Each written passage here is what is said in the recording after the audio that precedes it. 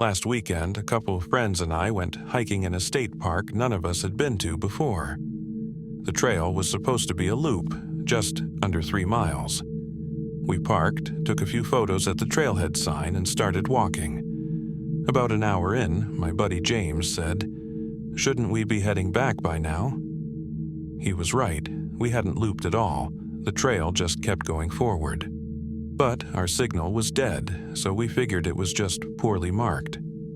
We kept walking. That's when the woods started feeling off.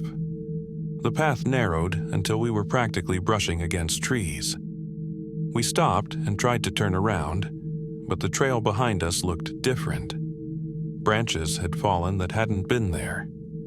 Even the light was dimmer, like the sun had shifted. I said, half joking, "Maybe we're walking in circles." But when we tried to use the sun's position to navigate, it didn't make sense. It stayed directly overhead, and we were walking for hours. No sounds of birds, no other hikers, just the crunch of our steps and the occasional snap of a branch. Then I noticed something that made my stomach drop. A tree to our left had a broken branch about 7 feet up, and carved just beneath it was a small X. I remembered it clearly because I'd pointed it out the first time we passed it. We were back where we started, but we hadn't turned. It was getting dark fast. We picked up the pace, not talking anymore. Then Jamie whispered, "Hey, do you guys see that?" Ahead of us, barely visible between the trees, was a person, standing completely still, facing our direction. But something was wrong with the proportions. They were too tall, with arms that hung almost to their knees. We froze, and that's when we heard it. Movement behind us, twigs snapping, then more footsteps to the side.